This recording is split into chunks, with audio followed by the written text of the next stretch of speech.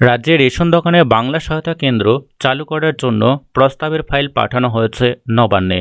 Ration দোকানে BSK চালু সুবিধার দিকগুলি রাজ্য সরকার ও সাধারণ মানুষের প্রস্তাব বিস্তারিত উল্লেখ করা হয়েছে। বিএসকে মারফতে রাজ্য সরকারের 40টি দপ্তরের কাজের সুবিধা পায় অনলাইনে সাধারণ মানুষরা।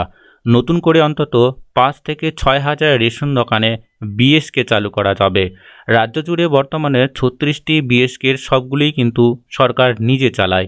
আবারও নতুন করে 5-6 হাজার রেশন দোকানে নিয়োগ করা হচ্ছে। খাদ্য দপ্তরের প্রস্তাবে জানানো হয়েছে বিএসকে গড়তে প্রয়োজনীয় পরিকাঠামো এবং সেটি চালানোর জন্য মাসিক খরচ ডিলারকে বহন করতে হবে, কিন্তু ডিলাররা নির্দিষ্ট বাবদ টাকা পাবেন বলে জানান। সাধারণ মানুষ এই পরিষেবা নেবেন সম্পূর্ণ বিনামূল্যে। কেন্দ্রীয় সরকার গোটা দেশ জুড়ে রেশন দোকানে কমন সার্ভিস সেন্টার বা সিএসসি সেন্টার চালানোর সিদ্ধান্ত নিয়েছে। সিএসসি থেকে কেন্দ্রের বিভিন্ন পরিষেবা অনলাইনে পাওয়া যায়, তবে সেখানে পরিষেবা পেতে নির্ধারিত ফি দিতে হয়। এই ব্যবস্থা চালু করার জন্য রাজ্যগুলিকে আগেই বলা হয়, কিন্তু পশ্চিমবঙ্গ সহ কিছু রাজ্যে এখনও এটি চালু হয়নি। রাজ্যের চাকরি প্রার্থীদের জন্য একদম খুশির খবর, রাজ্য জুড়ে রেশন দোকানেও বাংলা সহায়তা কেন্দ্রে নিয়োগ হতে চলেছে। খাদ্য দপ্তরে এবার বাংলা সহায়তা কেন্দ্রের লোক কাজ করবে। যেভাবে এর আগে বাংলা সহায়তা কেন্দ্রে নিয়োগ হয়েছে, ঠিক সেইভাবেই খাদ্য দপ্তরে বাংলা সহায়তা কেন্দ্রে নিয়োগ করা হবে। ছেলে ও মেয়ে প্রত্যেকেই আবেদন করতে পারবেন।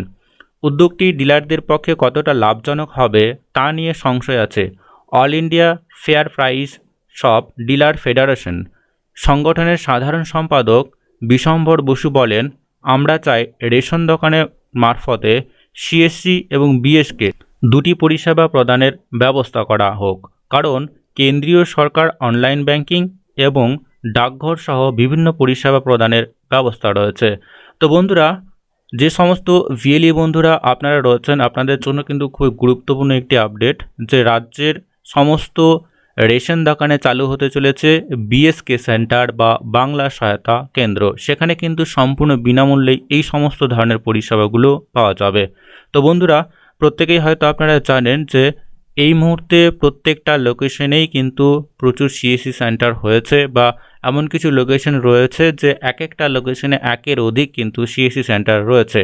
এছাড়াও প্রত্যেকটা লোকেশনে কিন্তু সিএসসি ভিএলই রয়েছে, এবং এই মতো অবস্থায় কিন্তু আমাদের যদি বাংলা সহায়তা কেন্দ্রগুলি প্রত্যেকটা রেশন দোকানে স্টার্ট করা হয় এবং সেখানে সম্পূর্ণ বিনামূল্যেই যদি এই সমস্ত ধরনের সার্ভিসগুলো দেওয়া হয়, অবশ্যই কিন্তু সিএসসির ভবিষ্যৎ নিয়ে প্রশ্ন উঠতেই পারে। তো বন্ধুরা, আজকের এই ভিডিওর মাধ্যমে খুবই গুরুত্বপূর্ণ একটি বিষয়কে আমরা আনার চেষ্টা করেছি, এবং আপনাদের মতামত অবশ্যই ভিডিওর যে কমেন্ট সেকশন রয়েছে সেই কমেন্ট সেকশনে আপনারা কমেন্ট করে দেবেন। পরবর্তী বা নতুন আপডেট যদি এই বিষয়কে নিয়ে আসে, অবশ্যই আমরা আপনাদেরকে জানিয়ে দেব। তো ততক্ষণে বন্ধুরা, প্রত্যেকেই সুস্থ এবং ভালো থাকবেন।